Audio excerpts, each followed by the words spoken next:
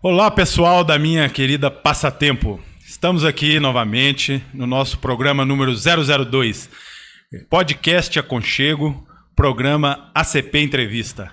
Temos hoje a nossa segunda entrevista com o nosso ilustre entrevistado aqui. Roda a vinheta. Estamos vendo agora a vinheta. Vai começar em 3, 2, 1. Vinheta mostrando o nome do programa, do podcast Aconchego. Apresenta personalidades da cultura, música e arte. Entrevistas, bate-papo, músicas e curiosidades. Podcast Aconchego.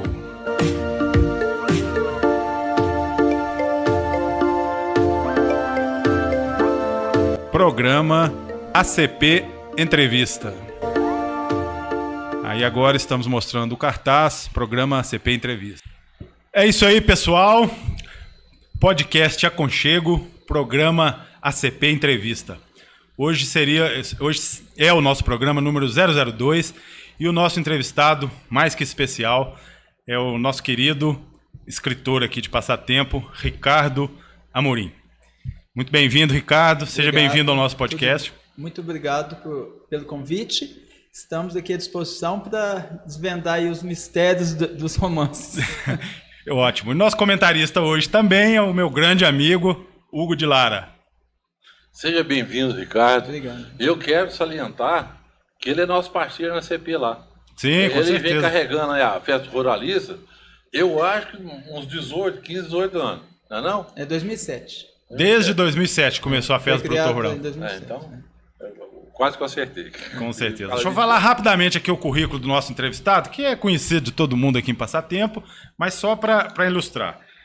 Escritor, romancista, poeta, presidente do Conselho do Meio Ambiente, vice-presidente do Conselho do Patrimônio Histórico, vice-presidente do Conselho de Turismo, secretário do Conselho Municipal de Desenvolvimento Rural Sustentável, extensionista rural da Emater, membro da Academia de Letras de São João del Rei e membro da Academia Mineira de Leonismo.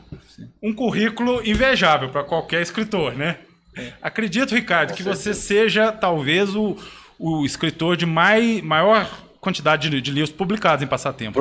Produção, produtividade. Assim, eu acredito que na área de romances, né? Que em outras áreas eu não sei. Mas como romancista, com certeza. Tem mais 6 para lançar? 6 livros ainda para lançar? Você estava falando dos projetos aí, depois você fala dos projetos. Ô, Ricardo, conta pra gente aí. Como começou?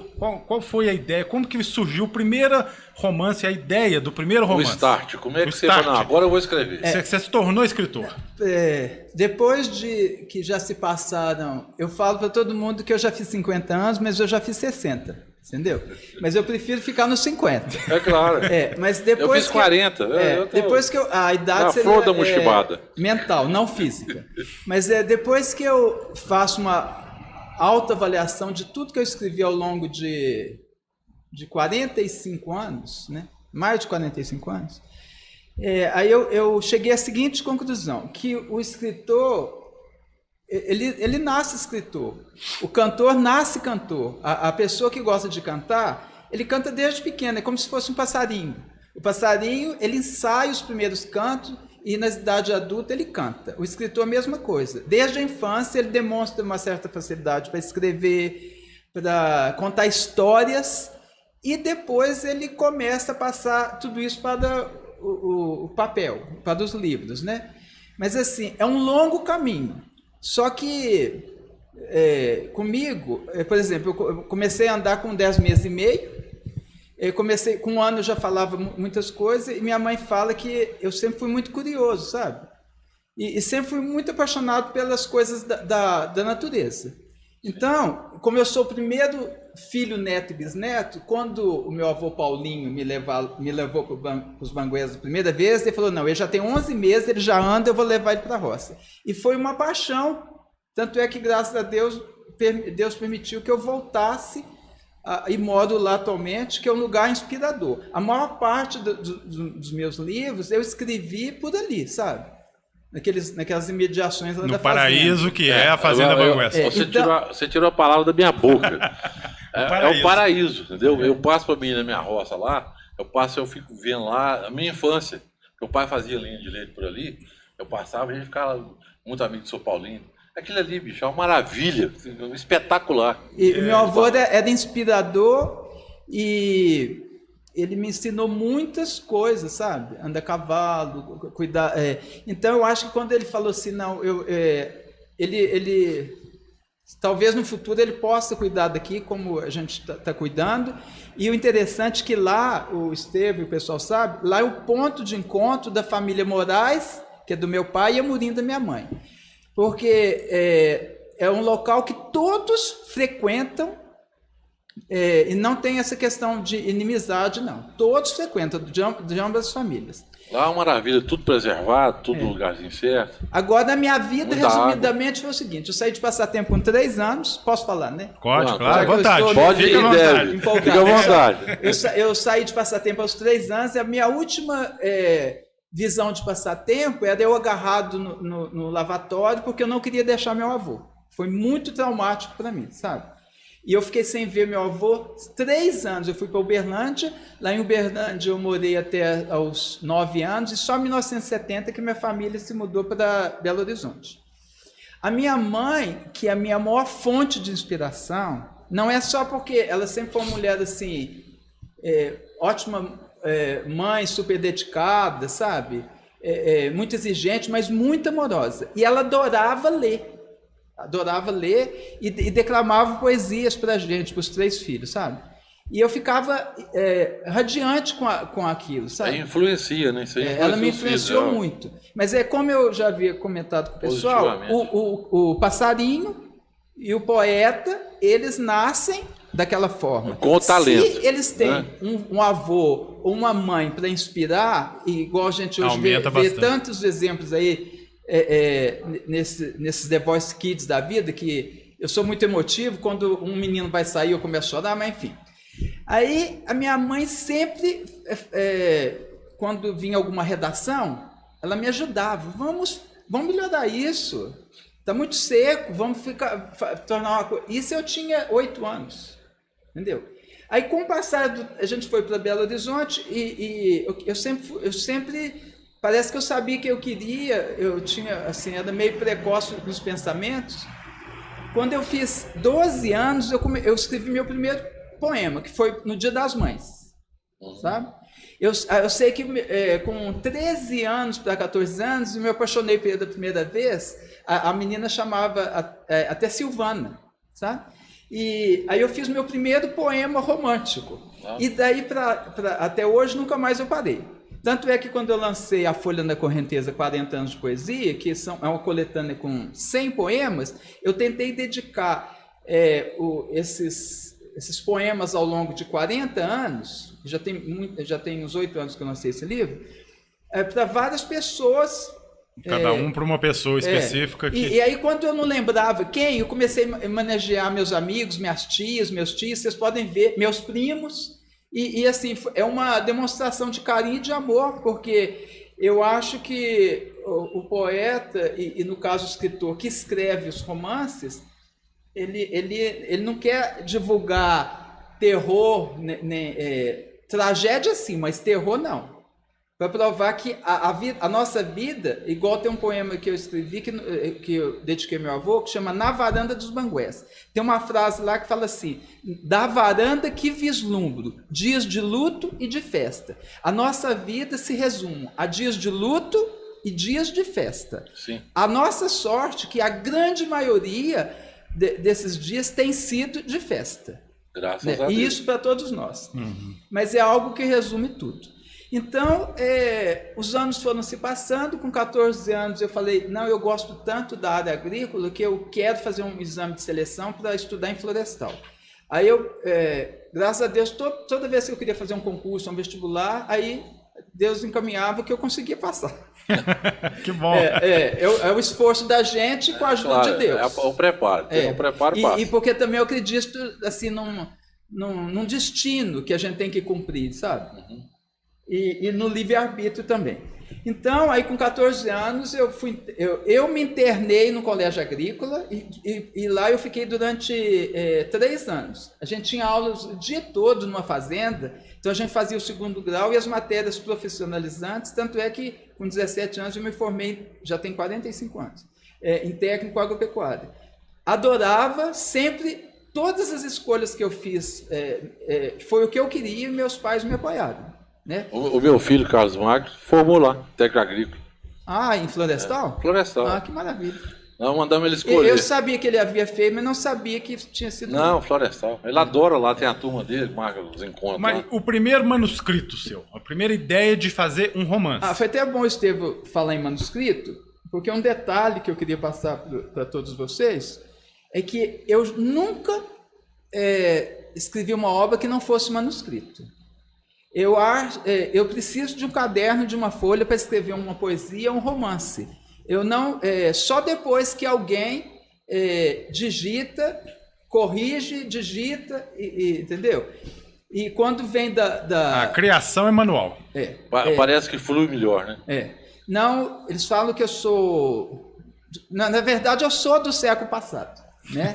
Eu não sou desse século. Nós somos. E acredito, como eu sou kardecista e acredito em muitas vidas, eu acredito que eu já vivi muitas e muitas vidas e que é isso. Agora, os manuscritos, eu tenho como provar que as mais de 2.500 páginas de manuscritos que representam toda a minha obra, que são 11 livros, que a metade ainda não foram lançados, eu tenho que comprovar que eu escrevi todos, e lá tem até assim, tinha dia que eu escrevia, colocava a data, então tinha dia que eu escrevia 3 páginas, 10 páginas, o máximo que eu já consegui escrever foram 18 páginas, mais ou menos.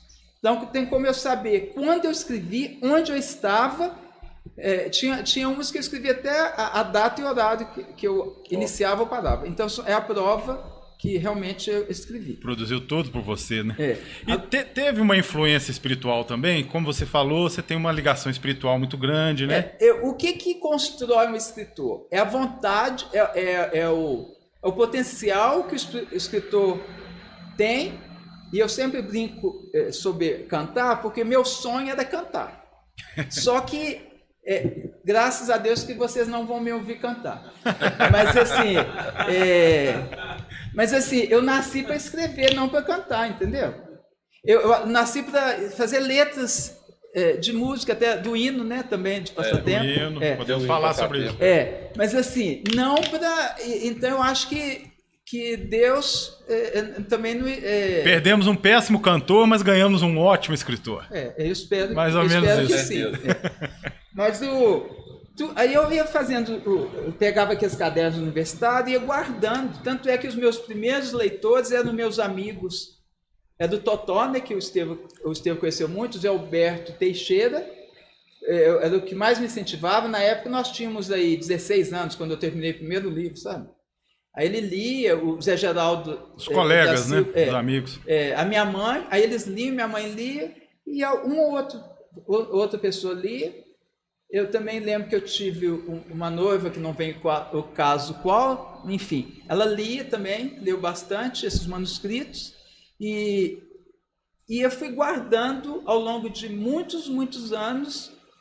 Eu falo que um livro é como se fosse um filho. Você cuida do filho, ele vai estudando, vai amadurecendo, um dia ele forma, e você vai ter o prazer de ver alguém falar do seu filho, que ele é um bom advogado, um bom médico, um bom engenheiro.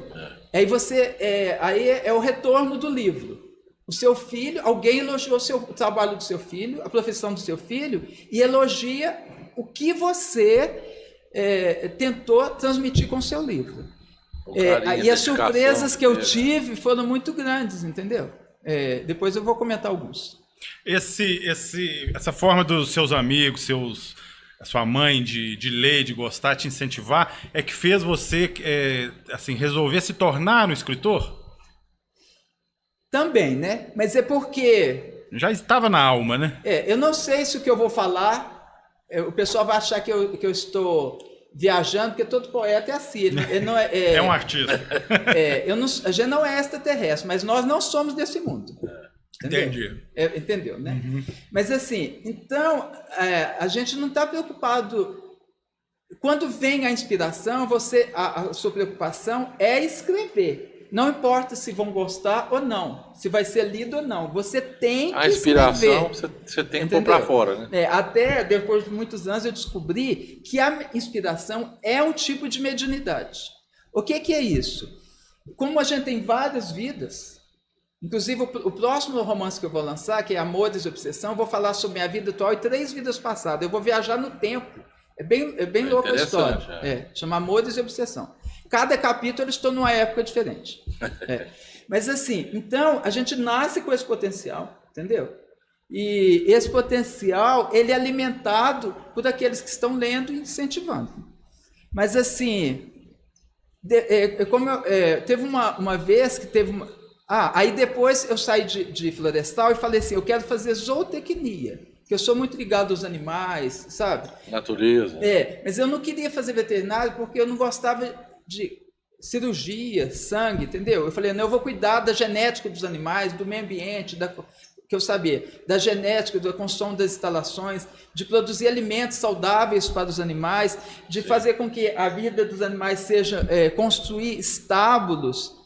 Igual o ano passado, por exemplo, fiz um projeto chama Galinha Feliz. Ela volta até meio-dia e depois vai no pátio, brinca, ela, entendeu? Não estressa o animal, fica desestressado. Aí aos 17... Animal tem estresse também, não tem? Tem, com certeza. Deve ter, com certeza. E o animal estressado, ele vive menos.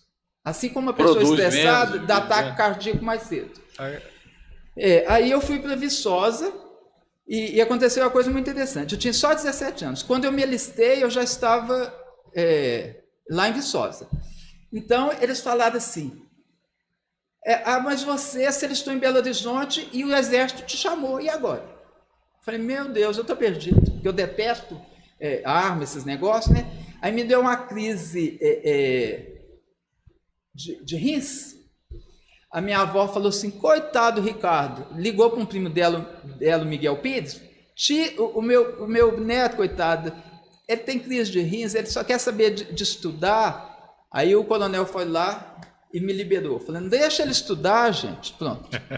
Aí eu fiquei lá em Viçosa, continuei escrevendo, quando foi, isso foi em 1979, como em 1980, teve uma greve lá, e eu sou da época assim que tinha aquelas greves, ainda estava no final da ditadura, porque a minha vida, a infância e a minha adolescência foi na época da ditadura, entendeu? Eu lembro que meu pai estudou, quando eu já era criança e tudo, ele passou por tudo aquilo que a ditadura impôs, que é uma pressão muito grande, só que a gente era criança e não tinha ideia. Mas com meus 14 anos até adolescência, aí eu já ia para lá, para Viçosa. A gente enfrentava lá os militares de um lado, os estudantes do outro, mas eles não topavam não, só um estudando o outro. Só um pontinho aqui. Eu estava fazendo comunicação social em 1980. A ditadura terminou em 85. É quando eu estudei também. Então, eu participei de greves. Então a gente era mais ou menos da mesma idade, né? Eu não sei porque eu não fui preso, entendeu? Parece que é a mão de Deus. Ainda mais que o seu curso dava ênfase mais para... Tinha um professor meu que era professor da Federal e era jornalista do Estado de Minas. Todo dia, professor de jornalismo. Ele estava dentro da sala rindo. Eu não sei o que vocês estão fazendo aqui. Jornalismo para quê? Está tudo censurado. Mas um dia foi libertado. Mas graças a Deus, consegui formar. Mas, Ricardo, seu primeiro romance. Aí o meu primeiro romance quando eu estava lá em Florestal, eu sempre fui alucinado pela África, pelos animais africanos, sabe? Então, eu achava, isso com 15 para 16 anos, que um dia, quando eu fosse rico, eu ia construir um zoológico ao ar livre, sabe? Igual tem lá em Orlando, na Disney, lá tem, eu vi isso lá. Mas o que aconteceu? Eu falei assim, eu vou escrever uma história que passa, um romance que passa no Pantanal e na África, que envolve as duas regiões. Aí eu escrevi um romance que eu terminei com 16 anos, que chama Nas Mãos do Destino, que depois de 45 anos eu vou lançar esse livro em 2025. Sim. A gente foi corrigido, está sendo montado, mas por incrível que pareça, eu estou lendo ele pela 5ª vez, e depois de 45 anos, eu quase não tenho mudança para fazer. Por quê? Quem escreveu ele era um rapaz de 16 anos, então eu não posso alterar a obra, é um livro pronto. A essência tem que ser a mesma, entendeu? O jeito. Aí eu fico me autoavaliando, falei assim, não, mas esse cara tinha 16 anos, como é que ele conseguiu? Por isso que eu acho que quando no futuro eu recebi uma revelação que eu sou um dos meus tataravós e que eu teve uma programação para eu escrever várias obras e passar essas informações para as pessoas, aí eu falei, não, mas realmente não tem como alguém com 16 anos escrever o que está nesse livro que chama Nas Mãos do Destino. E na minha época, anterior. Todo mundo está cansado de saber que não havia a comunicação, era na época dos militares, uma repressão. Tudo que eu queria procurar, eu ia na biblioteca lá de Florestal e tinha a Barça, conhecer e aí eu falava assim, eu quero saber sobre tal região, tal animal, tal coisa. Aí eu pesquisava e anotava datas e pesquisava detalhes. O Google da época, né? Era a biblioteca. Dois capítulos desse livro, a Jussara, que é a protagonista do livro, sim, ela viaja para a Europa. Aí eu falei, como que eu vou fazer para os leitores entenderem que eu já estive na Europa? Eu tinha 15 anos, 16 anos. Aí eu comecei a estudar. Para ter capacidade de escrever as coisas. Para descrever, por exemplo, a Fonte de Trevi, como que era uma tourada em Madrid, entendeu? Aí eu escolhi alguns pontos de Paris, de Londres, da Espanha e da Itália, que foi o foco dessa viagem, e comecei a estudar sobre alguns pontos turísticos, e esses pontos, aí eu viajei e fiz com que esse casal que esteve lá, e eu não estive até hoje, pelo menos nessa vida. Então, aí quando eu leio, depois de 45 anos, eu começo a acreditar que eles ou eu estivemos lá. Então, agora esse último romance que eu escrevi, que já tem 8 anos, aí eu já tinha muito mais recurso, e o livro que eu estou escrevendo agora também, mas assim... Então, gente, foi numa época assim, que era na base da inspiração, da pesquisa... E da imaginação, acima de tudo. E da imaginação, sabe? E de bolar uma trama que tivesse início, meio e fim, e tivesse conexão, e fizesse como, graças a Deus, eu fiz muita gente rir e chorar. Que isso que é os escritores, os poetas e quem mexe com teatro ou interpreta alguma coisa quer fazer o povo rir ou chorar. Sim. Né? Luto ou festa. Uma emoção, despertar uma emoção. O homem, ele é movido a isso, a lágrimas e risos. E tem muitas vezes as lágrimas são de alegria, mistura tudo uma coisa com a outra, que são as melhores. Entendeu? Quantos livros no total, Ricardo, hoje? Quantos livros já escritos? Então, aí vamos. Aí eu escrevi, com 16 anos eu escrevi Nas Mãos do Destino, depois... Aí teve uma greve em Viçosa, em 1980. Gente, quase tudo século passado. Aí a minha mãe falou assim, uai, mas você vai lá para os Bangués fazer o quê? Você vai...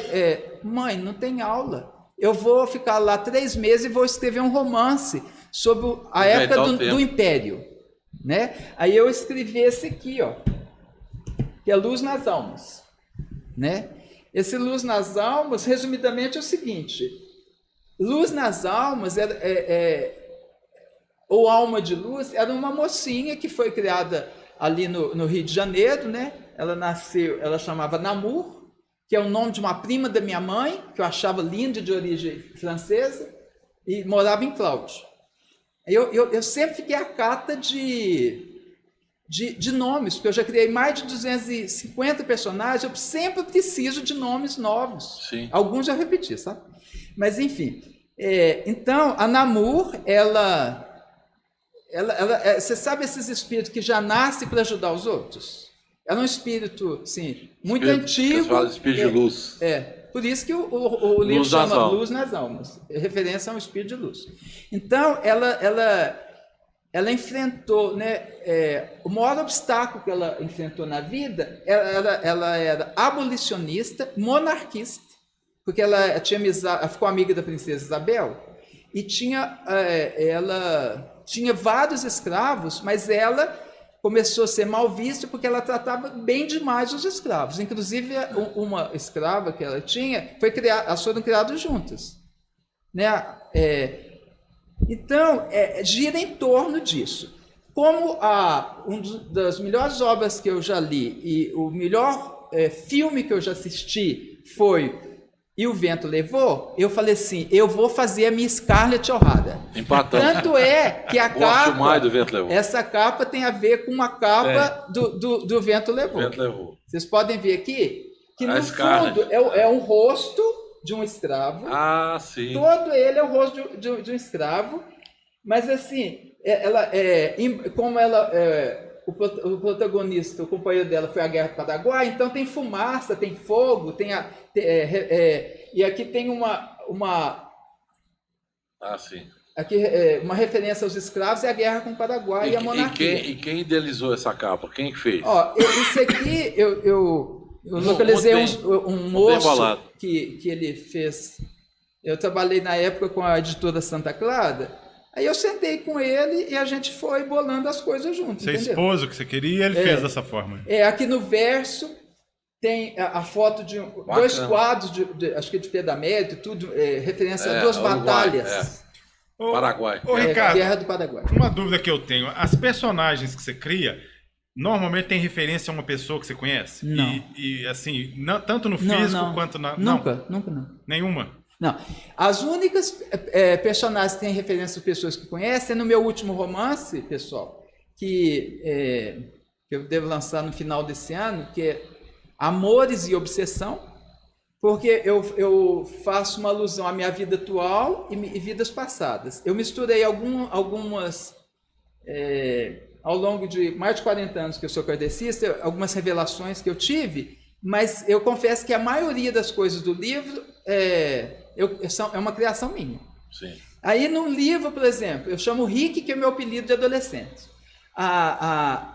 Quem eu namorei, eu casei, tudo, eu troquei os nomes. Quem é daqui da minha terra, ou familiar, vai saber quem é. Mas eu achei por bem não colocar exatamente o nome. Entendi. Entendeu? Porque poderia ser indelicado e não vem ao caso. O importante é a história, entendeu? Sim, a obra. Eles mesmos, alguns são personagens. Até interessante, grande parte da minha família faz parte do livro, são épocas diferentes, situações diferentes, mas aí sim, agora, esses mais de 200 personagens que eu criei em todos esses livros, eles não foram baseados em ninguém. A não ser a estirpe, que eu vou falar daqui a um pouco, que é sobre o início do cristianismo. Então, se eu falo sobre Maria, sobre Jesus e sobre os apóstolos, é lógico que eu li sobre a vida deles, sei parte da história deles, e eu ousei criar personagens que mergulharam na história deles. Aí são questões. Entendi. Mas na grande maioria, outra coisa, como eu escrevo romance histórico, o que eu fiz? Por exemplo, quando eu falei que a Namur contou a vida dela para a princesa Isabel, e a princesa Isabel ficou muito comovida e elas se tornaram amigas. Inclusive eu cito um baile que realmente teve, lá na corte, que teve um engenheiro, né?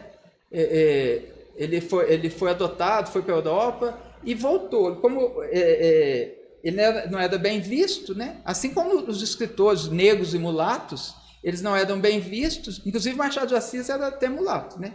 Sim. Mas aí o que acontece? Eles tinham um potencial muito grande, eram inteligentes mais ou tão quanto, mas eles eram discriminados. E o conde o marido da princesa Isabel e ela, como eram muito elegantes, então eles começaram a receber todos esses na corte, e a Namur também, para provar que a corte de Dom Pedro II e da princesa Isabel queria a libertação dos escravos, que custou o império, né? Eles, na verdade, assim que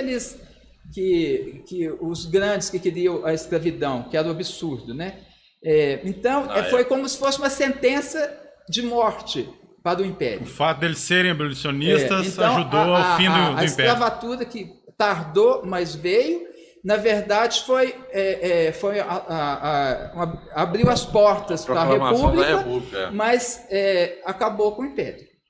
Então, o livro fala sobre tudo isso, né? A guerra com o Paraguai, aí eu falo que o vento levou em forma de luz nas almas. Na verdade, a Namur tinha um pouco de Scarlett O'Hara, mas ela era boazinha, porque a Scarlett O'Hara era intempestiva e não era má, era uma pessoa muito sofrida. Quando ela chegou a passar fome, jurou que nem que ela haveria de roubar, mentir ou matar, mas ela nunca ou ninguém da família dela passaria fome. Novamente. Isso eu nunca esqueci e ficou na minha memória. Só que a Namur foi diferente. Ela conquistou a todos pela luz, pelo amor, e toda vez que ela recebia um tapa no rosto, ela entregava a outra face.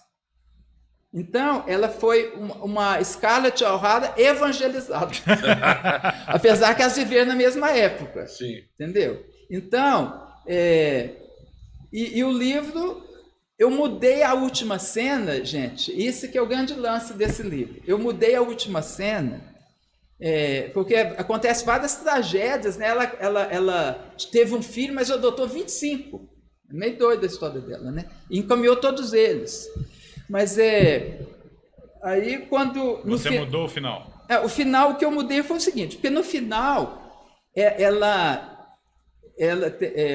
já com os bisnetos, porque ela só desencarna em 1920. Quanta coisa aconteceu da Guerra do Paraguai até 1920, já muito velhinha, com quase 100 anos.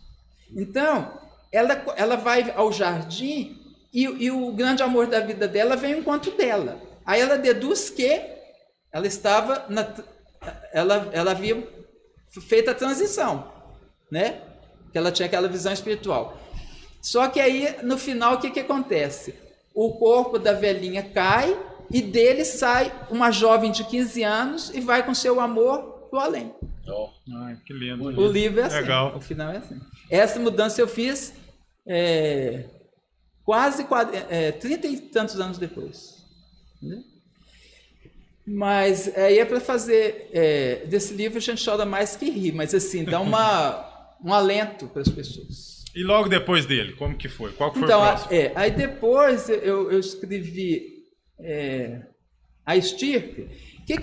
O que aconteceu? Quando eu escrevi a Estirpe, e essa capa aqui, gente, eu falei assim, eu preciso de uma capa que fale a estirpe, então deixar bem claro. Até eu contratei uma pessoa para traduzir esse romance para o inglês, que eu estou com um projeto de relançar esse livro bilíngue, português e inglês. Você lê a mesma página em português e ao lado a página em inglês. Então, descobri que no inglês não existe estirpe. Estirpe significa ramo, ascendência, família. A sua família, que é a minha, a nossa família, a sua e a sua, são famílias de boa estirpe. Entendeu? É que tem só coisas boas, que deixou história, que deixou coisas boas, marcadas. Entendeu? Sim.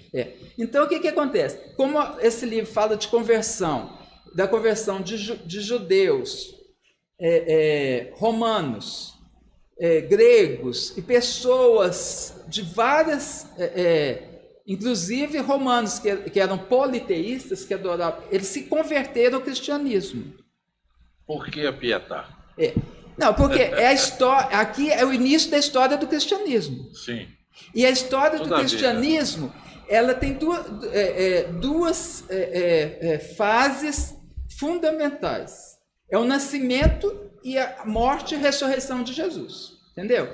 E como, a meu ver, a parte mais dolorosa dessa transição foi quando Maria recebeu Jesus, que é receber um filho que está partindo, a parte mais traumática e renovadora, porque é a fase que vai da vida carnal para a vida espiritual. Por que Jesus e também Maria, muitos anos depois, foram colocados foram enterrados e seus corpos nunca foram achados? Porque, pela pureza de espírito que eles tinham, a carne virou espírito sem entrar em decomposição. Entendeu? Nós não, nós entramos em decomposição, o espírito sai, o corpo se decompõe, volta ao pó e nós ascendemos. Eles não, devido a serem espíritos que não precisavam mais reencarnar e reencarnado, foi direto.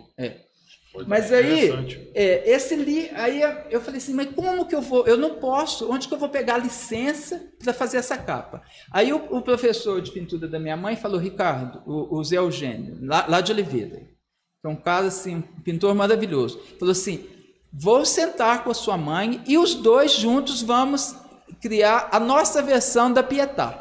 Sim. E eu tenho esse quadro, que deve ter mais ou menos 1,80 por 80, um quadro maravilhoso, que a gente fotografou e fez a capa. Né?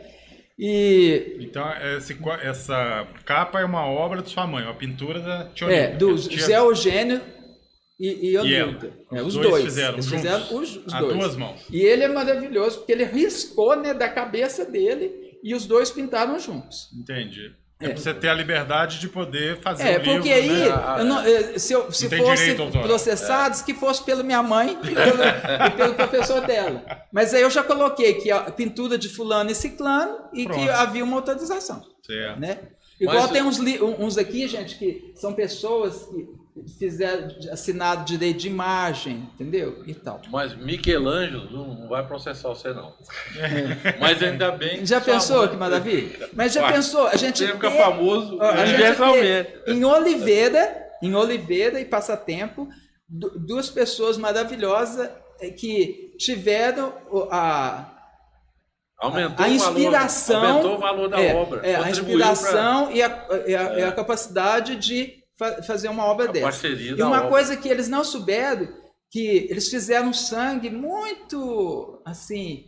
O que eu fiz? Eu cortei meu dedo, peguei meu sangue e coloquei no quadro. É mesmo? E esse quadro tamanho que ele é? Grande? É 1,80 por 80. É grande? Enorme.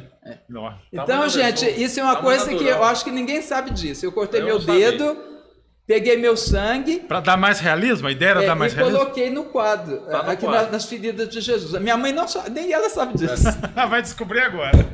Vai descobrir. Mas aí, mãe, desculpa, mas assim, se quiser pegar lá meu DNA, tá lá no quadro. Nossa, que interessante. Não, eu falei assim, Hugo, eu tenho que contribuir com alguma coisa. Eu falei assim, vou dar meu sangue. Além do livro, peguei, a capa eu quero ficar.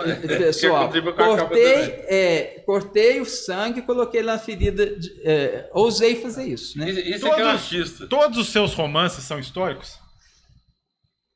Os romances são históricos porque as personagens que a gente criou ao longo de cada obra, eu faço um cronograma.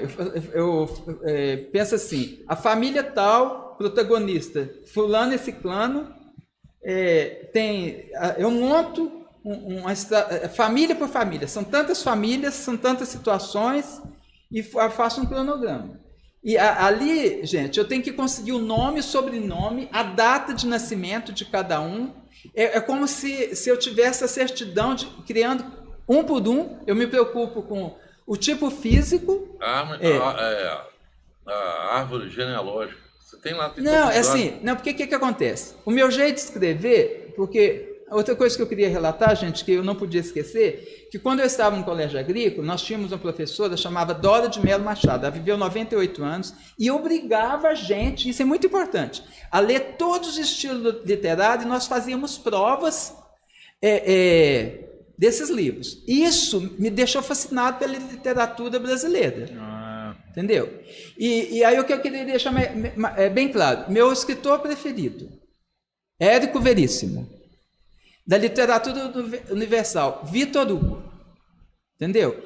Eu acho que esses dois são o top do top da literatura universal. Érico Veríssimo. E você se inspira nos dois, nas suas obras? Não desfazendo de Jorge Amado, Graciliano Ramos, Machado de Assis, mas assim, poetas como Castro Alves, entendeu? Mas assim, parece que eu tirei um pouquinho de cada um, sabe? Agora, a obra, uma das obras que Olhai os Lírios do Campo e o Guarani, Olhai os Lírios do Campo é do Érico Veríssimo. Agora, o Guarani é a obra mais assim, porque eu sou ligado ao romantismo. Eu sou do modernismo, porque eu sou do século passado, mas a minha época já era modernismo. Sim. O que é o modernismo em forma de romance? É aquele estilo literário que ele se identifica com vários estilos literários. O simbolismo, o romantismo e o modernismo. Então, eu me considero uma junção de todos. Ou seja, eu posso tudo. Claro. Meu romance histórico, ele é detalhado porque eu estudei a vida, por exemplo, da princesa Isabel, eu estudei a vida de Jesus, dos apóstolos, principalmente de Paulo e Lucas, sabe? E assim, para que eu pudesse passar uma narrativa bem próximo do que os homens já haviam feito, os historiadores haviam feito sobre esses personagens. Então, como eu sabia o jeitinho de Estevão, que depois... que foi, por exemplo, Estevão foi o primeiro mártir do cristianismo. Certo. Né? Ele era irmão de Abigail e foi o primeiro, e foi quando Saulo, né? Que depois virou Paulo. Que depois virou Paulo. Então eu fiquei ligado a tudo isso.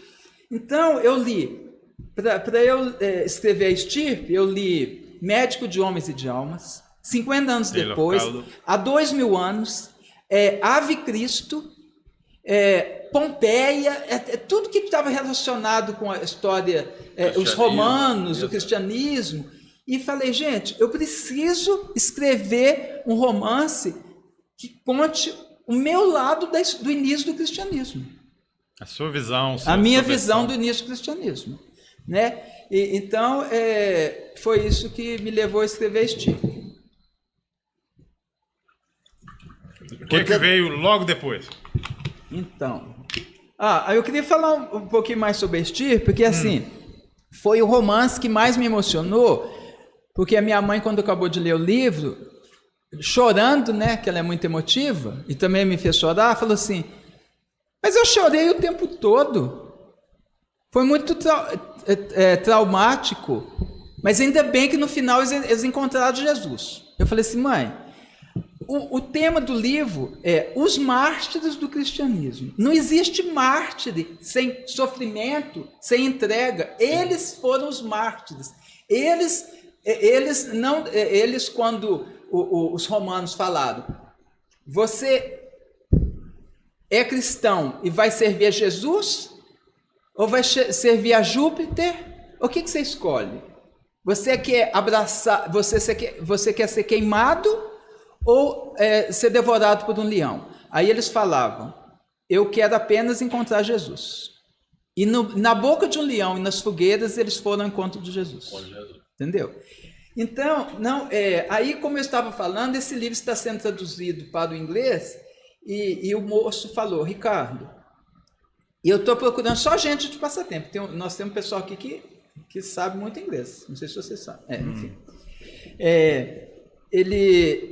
Estirpe não existe. Aí o nome do romance é The Lineage, a linhagem. Eu achei super interessante. Ele falou porque o português, pessoal, é a língua mais rica da humanidade. Não existe nenhuma língua tão rica quanto o português. É a última flor do laço. És um tempo e culto, e belo e culto. Eu sabia essa poesia.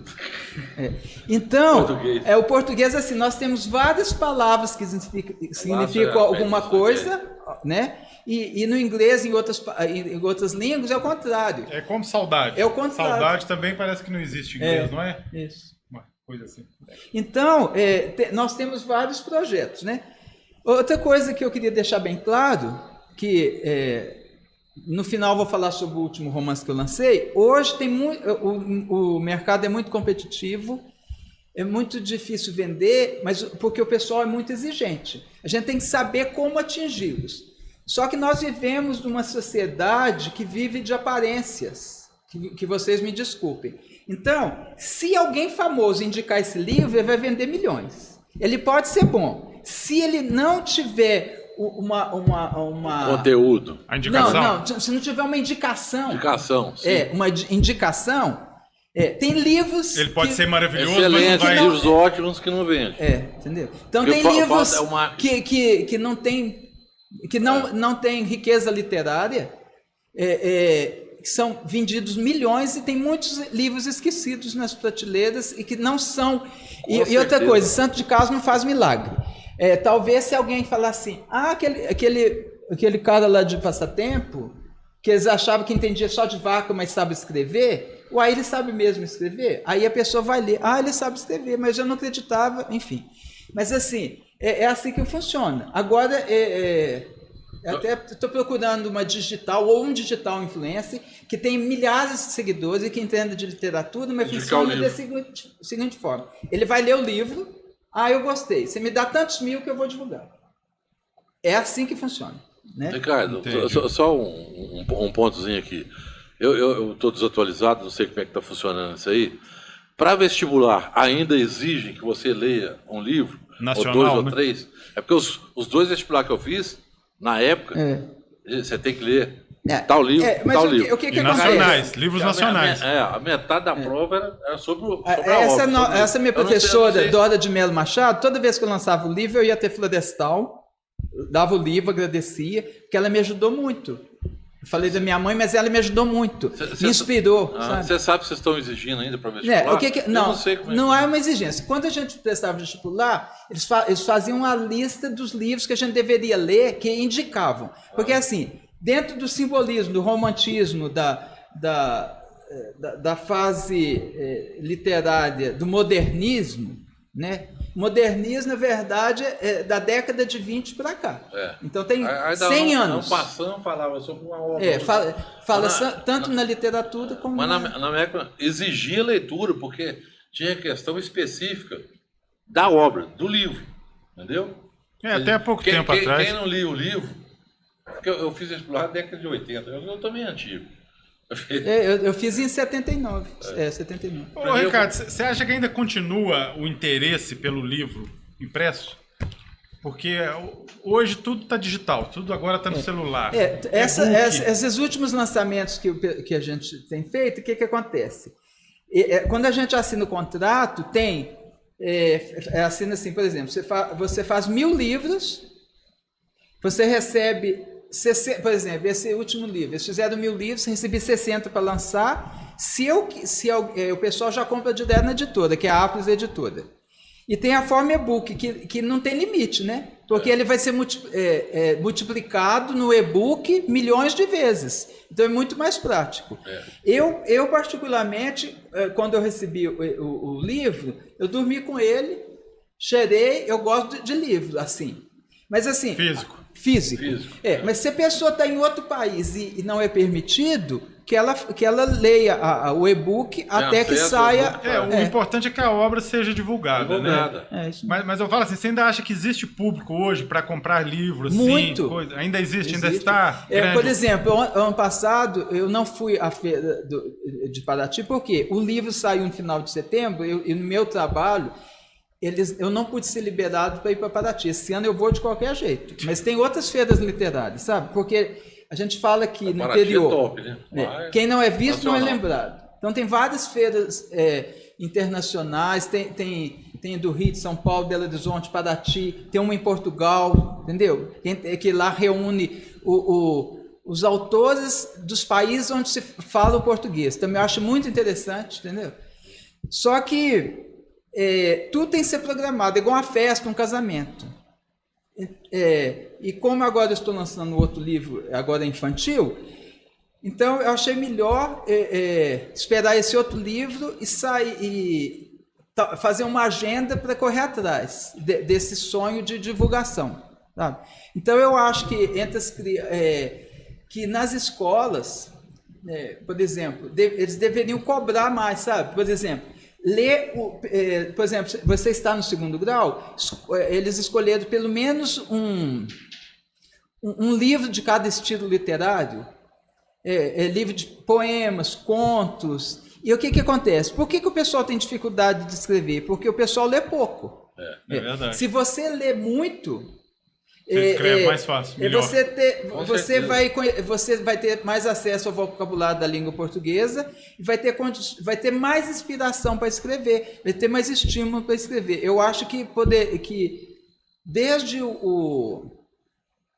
por exemplo, quando eu estudei em Uberlândia, na década de 60, depois de 70 em Belo Horizonte, eu lembro que todos, era normal, na rede pública em particular, pedir que o pessoal lesse mais do que se pede hoje. Você conheceu o professor Paulo Paixão, professor de português, aqui no ginásio, passatempo? Então, ele foi meu professor no ginásio. Ele sim, cobrava, no primeiro dia de aula, falava: vocês vão escolher o livro, vocês vão ler o livro, depois vocês vão entregar o resumo. Eu quero saber só o nome do livro, porque se eu não li ainda, eu vou ler para mim te dar nota lá no final. Então, pelo menos um livro, o pessoal do 4 anos de ginásio. Acredito que a grande maioria hoje dos pessoal nunca lê um livro na vida. Tem pouco incentivo. Hoje tem muito pouco. Não, mas as escolas, todas as prefeituras e os departamentos têm recurso para comprar. Eu mesmo vendi alguns livros aqui em outras cidades. Então, mas tem que estimular. Não adianta comprar, tem que falar: tem o livro, vamos ler o livro. Estimular. Isso deveria vir das escolas, né? Fazer igual eu estou falando, nos vestibulares antigos. Exigia. 3 livros. Exigia, vai cair. Mas é porque fica subtendido. Porque na programação dos vestibulares até hoje está assim: estilos literários. Entendeu? Aí você pega um resumo, mas são vários estilos literários, aí eles escolhem o resumo e não a obra. Entendeu? Por exemplo, quando você lê a sinopse de um livro, isso que eu queria falar para vocês também. Para um livro chamar atenção, tem que ter capa que chama atenção, tem que ter uma sinopse que chama atenção. E aí, se você gostar da capa e da sinopse, você interessa pela obra toda. Às vezes o prefácio, alguma coisa, entendeu? Mas eu garanto para você, se alguém ler qualquer livro meu, o início, o meio e o fim, não vai entender. Porque não tem lógica, não deve ter lógica, entendeu? Tem que ser total, né? Mesmo porque, de uns anos para cá, a minha forma de escrever não é cronológica. Você está numa época, na segunda parte do livro está no passado, na terceira parte em outra época, na quarta em outra época. Por quê? Para fazer com que a pessoa fique inspirada em saber o que é a continuidade da primeira, que é na terceira. Então você tem que ler a segunda. Entendeu? É um truque. Assim, mais difícil para escrever. Com certeza. Na solidão da vida, o que você nos fala? Então, na solidão da vida, eu estava muito inspirado. Na verdade, eu estava apaixonado. Eu escrevi esse livro por um dos grandes amores da minha vida. Sabe, gente? A inspiração eu acho que Ouro Preto. Na verdade, Ouro Preto e São João del Rei. Então, esse livro, eu falo sobre reencarnações, retorno, um amor assim. Tinha hora que o pessoal me ligava e falava assim: mas você tem certeza que o final desse livro é feliz? Porque é tanta tragédia, tanta coisa. Tem que ler, e ele tem 3 partes, né? A primeira parte é no início do século XIX, fala sobre uma órfã, né? Que ela está vendendo doces lá nas ruas de Ouro Preto. O nome dela é Sara. Então, o destino fez com... Ela não deu conta de vender os doces, então ela foi lá isso em Ouro Preto, para a igreja, e foi conversar com Nossa Senhora. Ela conversava com Nossa Senhora. Aí um senhor lá não existe acaso, né? O Sérgio tinha acontecido uma tragédia na família dele, há uns anos atrás, ele foi lá orar para Nossa Senhora também. Aí ele ouviu o diálogo da Sara com a Nossa Senhora. Sim. Então ele se encantou por aquela menina de 8 anos. E descobriu que ela era órfã e estava sendo explorada pelos tios. Então ele praticamente comprou a menina, porque ele queria adotá-la, dar tudo que ele tinha para ela, porque foi um retorno, né? Ele viu que era algum retorno, que ele precisava criar aquela menina. Então, aí ela ela despede do grande amor da vida dela, que é o Lucas, que ela, acho que ela estava com 8 anos na época, e ele é 10, 11. E ele era pastor de cabras, até o início do livro, ele lá em Ouro Preto, vendo a cidade, e era a época da florada do capim gordudo, então tudo muito florido, assim, tudo lilás, a montanha estava toda lilás, e eles conversando em cima de uma pedra sobre o futuro. E eles vieram se encontrar muitos anos depois, e aí que o romance dá continuidade. Aí quando a gente acha que você vai entender o que vai acontecer com eles, eu volto 50 anos no passado, mais ou menos 40 anos no passado, para falar quem eles foram e por que estava acontecendo aquilo. Aí a segunda parte, depois na terceira, que dá continuidade à primeira. Então, esse romance também fala sobre o Brasil na época do Império, sobre a guerra com o Paraguai, algumas coisas, é a mesma época de Luz nas Almas. Só que Luz nas Almas, ele fala sobre o Rio de Janeiro, o Império, você respira o reino de Dom Pedro II. Aqui não, você respira São João del Rei, Ouro Preto, a mineiridade. Entendeu? Aqui eu mostrei o Império, Rio de Janeiro, e aqui elas tinham muitas coisas em comum, sabe? Mas aqui eu já estava mais velho, eu acho que eu tinha 22 anos e muito apaixonado, sabe? Assim, eu confesso, confesso quem, mas que esse amor nunca passou, porque eu acho que quando a gente ama uma pessoa e é um verdadeiro amor, aí eu é que passei a viver na solidão da vida. Então, o que eu pensei que o Lucas havia sofrido, eu sofri muito mais. Tanto é que 25 anos depois que eu escrevi esse livro, foi no dia que eu completei 50 anos, eu terminei de escrever ele, eu tinha 25 anos e lancei o dia que eu fiz 50 anos. 25 anos depois. 25 anos depois eu descobri que o meu sofrimento era maior que o do Lucas. Que eu, na verdade, sabia o que era estar na solidão da vida. Que a solidão da vida é um reencontro de você mesmo. É você descobrir que você tem que amar a pessoa, e a pessoa não tem que ser sua propriedade. Você tem que amar porque ela merece ou porque você merece, mas não porque a outra pessoa é sua propriedade. Sem aquela vontade.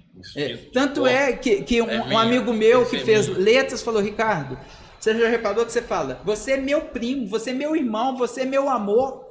As pessoas têm que parar com isso.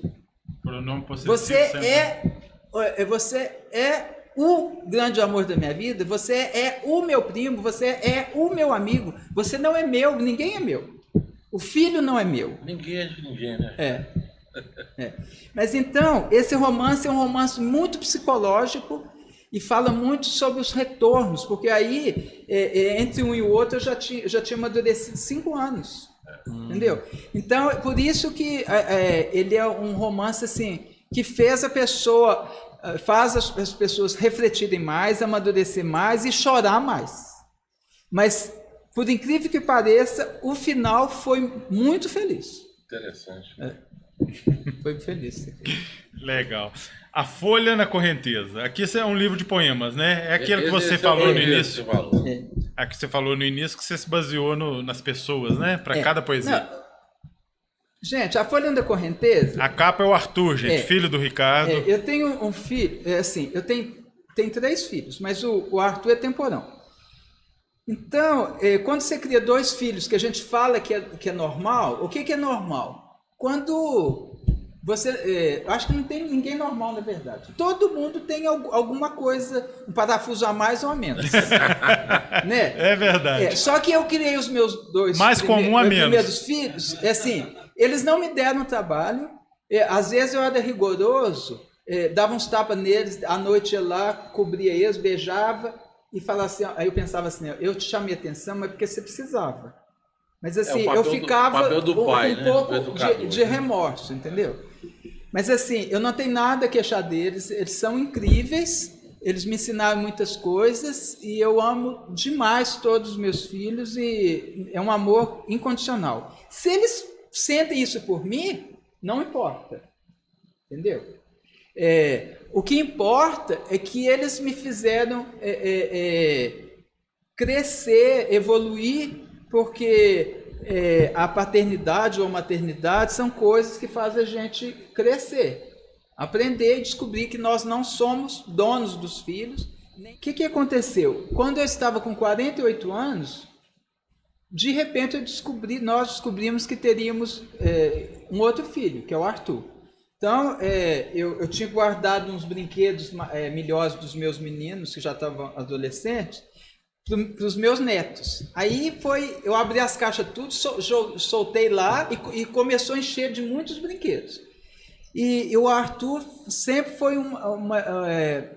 aí o pessoal começou a me falar que eu tinha um neto muito bonitinho. Aí eu falei, não, mas não é neto, gente. Não é neto. Então, só que quando o Arthur fez 2 anos, a gente descobriu, ele teve mais dificuldade para andar e quase não falava. Aí já estava andando, mas não falava. Nós estivemos lá em São Paulo, uma neuropediatra falou o seguinte, ele é autista, não sei se ele vai ser alfabetizado, eu não sei se ele vai falar pouco ou muito, ou se ele vai falar. Ele será sempre inocente. Mas ele e continuará sendo muito lindo e vai ainda dar muitas alegrias para você. Aí a minha irmã falou assim, quer dizer que ele não vai poder casar e ter filhos? Aí ela respondeu, mas nunca, para nenhuma pessoa, casar e ter filhos é sinal de felicidade. Ele vai amar e ser amado, isso é que é importante. Não só para ele, como para todos nós. Se você não tem filhos, faz igual a Namura, adota 20. Ela teve um que adotou 20. Você pode adotar filhos, bichinhos também, você pode adotar. Mas assim, o importante é distribuir amor e eu fico vendo lá aqueles meninos lá né, cheio de órfãos lá na Palestina, lá em Israel tal, e na Síria, dá vontade de juntar um pouquinho de cada um e criar tudo. Mas enfim, na África. Mas aí o que aconteceu? O Arthur foi crescendo e a fala nunca veio satisfatoriamente, e agora ele já vai completar 15 anos. O que eu reparei? Aí eu continuei, né, fazendo o arquivo dos meus poemas, os manuscritos, sonhando em um dia lançar um livro. Aí eu tirei várias fotos, aí já tinha celular, né? E essa é uma das fotos.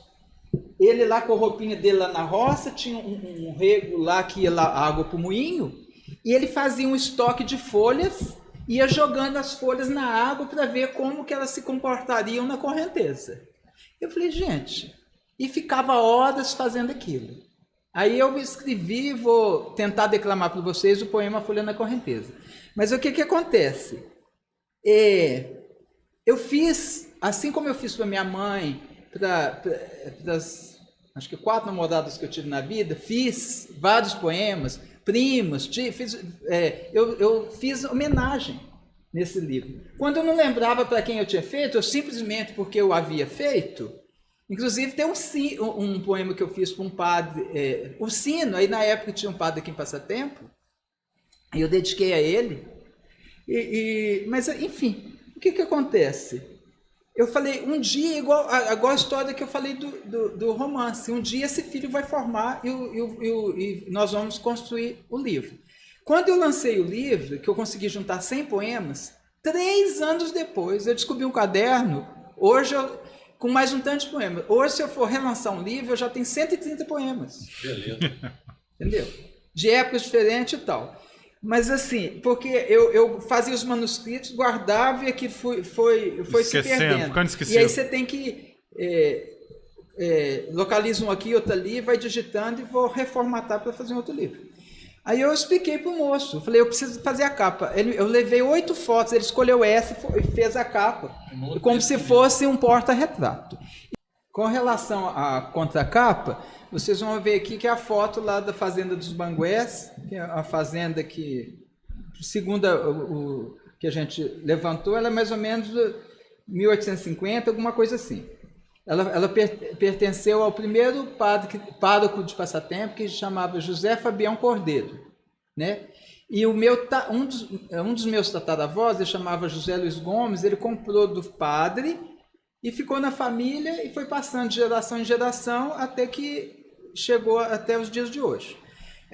Quando foi a 40, em outubro de 83, o meu avô José Paulo de Moraes, ele dividiu para os 6 filhos e a sede, como tinha que ficar para alguém, ficou para o meu pai José Luiz Gomes, que por sinal é o nome de quem comprou do padre. Oh, entendeu? Mesmo nome, José Luiz Gomes. Porque ele achou que tanto esse filho quanto esse neto poderiam... A casa estava quase caindo, parecia a casa da família Adams. Os for caindo, tinha muito morcego, a gente começou a retomada da construção e a reforma, que ela não acaba. Durante esses 40 anos, todo ano, esse ano, ela vai passar por uma nova reforma, porque ainda tem parede de pau-a-pique. Então é isso, pessoal. Aí nós lançamos a Folha da Correnteza, é uma coletânea com 100 poemas, e na época, isso aqui foi em 2013, né? Não, 2000, eu até perdi, acho que 2015 lançamos. E como em 2011 teve o concurso do hino, aí eu fiz a letra e não sabia, eu não entendo nada de música. Aí nós temos um primo, que é o Nenê, o Elcio, e ele, apesar de ser advogado, ele entende de música. Aí ele falou assim, Ricardo, eu não estou inspirado para fazer a música, você vai ter que escolher outra pessoa. Mas eu estou lendo um livro aqui que chama Na Solidão da Vida. Quando ele terminou de escrever o livro, ele falou assim, você acredita que não sei como nem porquê, ao terminar de ler esse livro, que me fez chorar, eu já sei a música do hino. Oh. Olha só. Eu fiquei todo arrepiado. Eu falei assim, já está aqui e nós vamos ganhar esse concurso.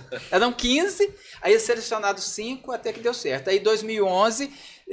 foi o Nenê, o Hélio e um outro moço, gravaram no estúdio, o hino oficial do município de Passatempo, e aí quando teve a festa de 100 anos, foi apresentado publicamente lá na praça, que foi um dia muito emocionante, né? E lá no YouTube tem, mas enfim. Agora, então, tem essa coletânea, né? Agora nós vamos falar sobre o último lançamento, Do Clamor ao Renascer. Pessoal, de todos esses livros que a gente já lançou, eu não lancei em ordem cronológica, viu? Esse livro, em setembro do ano passado, quando ele foi lançado na Biblioteca Estadual, mandei o projeto para a Secretaria de Cultura do Estado de Minas, então foi lançado na Biblioteca Estadual. Ele foi lançado quando ele completou 40 anos. 40 anos após você ter escrito o livro. Eu escrevi 40 anos. Então eu mandei esse projeto para a Apres Editora e eles gostaram porque é um livro que fala muito sobre o kardecismo, sobre vidas passadas. A pessoa não é obrigada a acreditar, mas fala muito sobre a transição de uma vida para outra, o que a lei do retorno, porque o casal aqui, vocês estão vendo? Um casal... o protagonista é o retorno dos bisavós na história. A história ela se passa quase toda em Campos do Jordão, uma parte no sul de Minas e uma pequena parte na África do Sul. Porque na segunda parte, o protagonista ele era arqueologista, sabe? Então, ele foi para a África do Sul. Ele terminou o curso de arqueologia dele em Londres, foi para a África do Sul. Mas fala muito sobre a Campos do Jordão e a cultura no interior de São Paulo. Por que eu coloquei a capa, tiramos as fotos no Palácio da Liberdade? Porque A Aline, porque a avó era Lise Cristina, e a Aline, ela foi expor, a bisavó reencarnou na neta, então elas eram pintoras. Então ela foi expor, a convite do Juscelino, ela foi expor os quadros dela e da bisavó lá no Palácio da Liberdade. Então eu falei, eu fui a Campos do Jordão, achei o pessoal lá muito burocrático, e ficaria caríssimo tirar as fotos, que foram mais de 200 em roupas diferentes, em épocas diferentes, em Campos do Jordão. Falei, nós vamos fazer tudo na Praça da Liberdade e no Palácio da Liberdade, porque numa fase do livro eles foram expor os quadros lá. E como nós somos mineiros, essa questão de mineiridade, eu falei, quer saber de uma coisa? Esses paulistas não estão querendo saber da gente, não. Eu adorei Campos do Jordão, eu pretendo lançar o livro lá, mas eu não tinha mais como recursos financeiros e nem estratégia de apoio para fazer tudo isso lá. Eu tive que... E a editora queria capa, queria tudo, e eu mesmo, com a Cristiane, fotógrafa aqui de passatempo, que fizemos a capa. Olha. Entendeu? A capa é esse aqui, ó. Capa e contra-capa, né? Ó, isso aqui tudo. Então, nas orelhas tem a minha foto com a biografia, aqui tem a Praça da Liberdade, a foto deles, né? E o passado e o presente, né? A história começa no início dos anos do século XIX e termina após a Copa de 70. O que eu modifiquei nesse livro? Porque na época não tinha internet, eu colocava assim, que eles estavam ouvindo música do Elvis Presley. Eu fiz uma pesquisa no ano passado do que o Elvis, o que era a bossa nova, o que eles cantavam, quais eram os artistas. Então, num determinado momento, eu falei, ela estava ouvindo em 1958 Love Me Tender do Elvis Presley. Então, eu fiz essa pesquisa para não ficar muito estranho, entendeu? Então, eu fiz questão, nessa questão das músicas, que eu adoro relacionar assim, detalhes. A parte, outro detalhe dos meus livros, gente, pessoal, é que eu descrevo o ambiente, as roupas, as comidas, os costumes, a fisionomia, a pessoa, ela entra na história e ela sente que está caminhando na Via Ápia, na Guerra do Paraguai, num jantar lá em Paris, ou ela pode estar expondo um quadro no Palácio das Artes nos anos 50. Ou seja, cada obra, cada trabalho tem que ter uma pesquisa histórica, porque você tem que relatar exatamente o que era. Não só histórica, eu relato os fatos, a roupa, a comida e os detalhes. Os detalhes. O semblante da pessoa, entendeu? Para você fechar os olhos, um senhor, quando leu a estirpe, ele chorando, falou assim, eu me vi caminhando com os apóstolos e a Sherazade e a Artênese na Via Ápia e na Grécia divulgando a Boa Nova. Que legal, hein? Entendeu? Eu me vi, quando eles vão encontrar com Maria em Éfeso, tem uma parte do livro que é Maria em Éfeso, parecia que eu estava lá, ela conversando com eles e conversando comigo. Acho que essa que é a arte, né, de escrever, de fazer a pessoa se transportar para aquele momento. Aí eu choro de alegria, porque eu não sabia que eu conseguiria atingir. E para encerrar, pessoal, uma das minhas leitoras, é uma pessoa muito simples, tem só a 8ª série, mas ela lê muito, sabe? É aqui de passatempo. A Maria, mãe da Lenise. Sabe? O que acontece? Ela falou, Ricardo, você me faz chorar, me faz rir, mas eu fui ao médico e pedi para ele não me dar mais remédio para depressão, porque você acabou com a minha depressão. Eu falei, como é que é? Você me fez chorar tanto, pensar tanto em outras possibilidades de continuidade e que não sei se nessa vida, mas eu vou ter outras vidas e outras oportunidades que eu não tomo mais remédio para depressão. Aí eu falei assim... depressão, que bom. Mas é isso que é o retorno. Ô, Ricardo, eu sei que é difícil para poder publicar. O custo hoje de uma publicação de um livro desse é muito grande, né? Aí você tem deles para vender, para poder... Hoje, o que acontece, gente? Deixa o contato aí. Deixa seu telefone, que o pessoal que estiver assistindo... O único livro que eu tenho atualmente para vender é Do Clamor ao Renascer. O último. Vocês vão comprar nas plataformas da Editora Apres de Curitiba, na Amazon, na forma física ou e-book, no Mercado Livre, na Magalu, quase todas as plataformas. Na Livraria Leitura, você clica lá, por exemplo, Livraria Leitura, Belo Horizonte, São Paulo. Aí vai aparecer todas as lojas.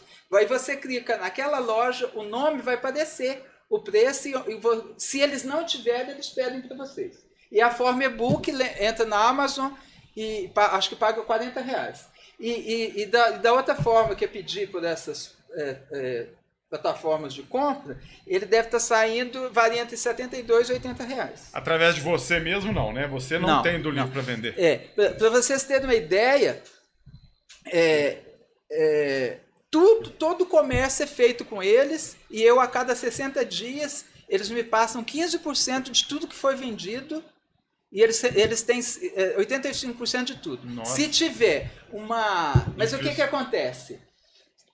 Essa obra foi muito cara para construir. Eu paguei 15% do valor, então eu vou receber 15%. Entendi. Agora, se Deus ajudar que ela aumente as vendas e faça uma segunda, terceira edição, então aí vai ser feita uma nova negociação. O meu sonho, na verdade, é que eu consiga um dia que um desses livros seja transformado numa novela, numa minissérie, alguma coisa, para me dar suporte para alavancar os outros livros. E falar em outros livros, em março nós estaremos lançando um livro infanto-juvenil para crianças de 8 a 80 anos. Por quê? Filhos da Terra é um livro, né, infantil, baseado assim, em história, como eu sempre adorei o Walt Disney, eu falei, eu vou criar uma história fantasiosa.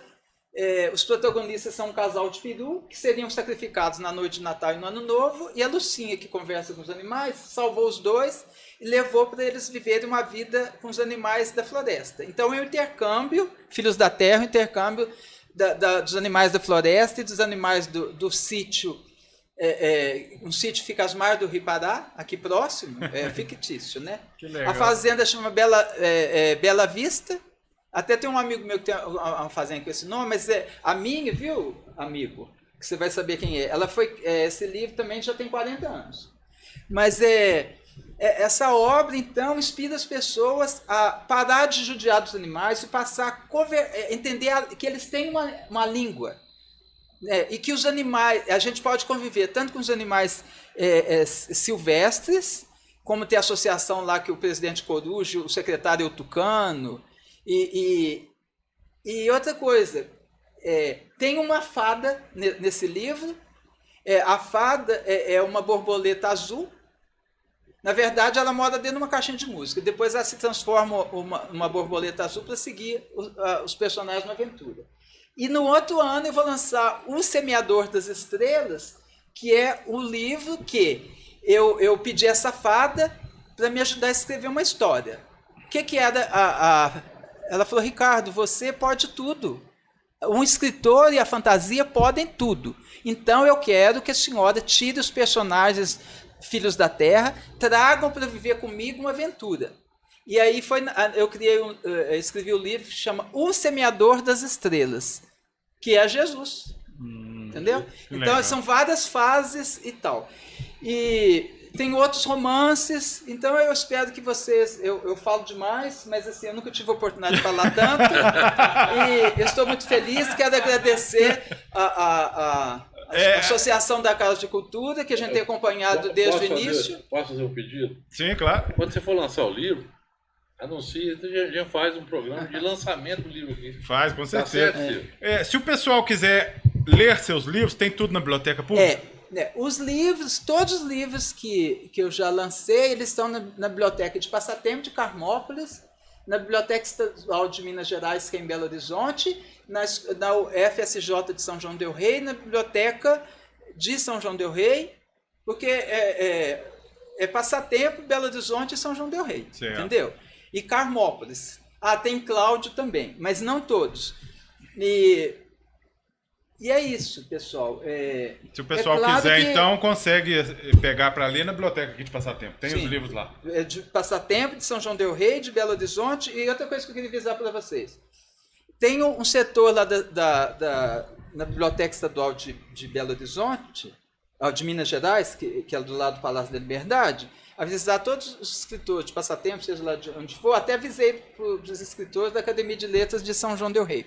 Tem um setor lá que chama Departamento da Mineiridade. Você que tem um livro, você mineiro que tem um livro, manda lá para o Ricardo Girundi. Ricardo, essa é a minha doação. Eu sou mineiro, a minha história está aqui, minha obra está aqui, eu quero que meu livro esteja na galeria dos escritores e poetas mineiros de todos os tempos. E nós estamos lá. Aí você é colocado lá. Então, eu fui porque pedi o projeto e me avisou. Agora eu estou avisando a todos que já escreveram algo, que nós os mineiros temos o departamento da mineiridade. Eles são cuidados como bebê, eles não podem ser emprestados. É um arquivo, é um museu da mineiridade. Entendeu? Eles são protegidos, tem temperatura, tudo. Eles ficam lá para a posteridade. Que legal. Então tem livros lá,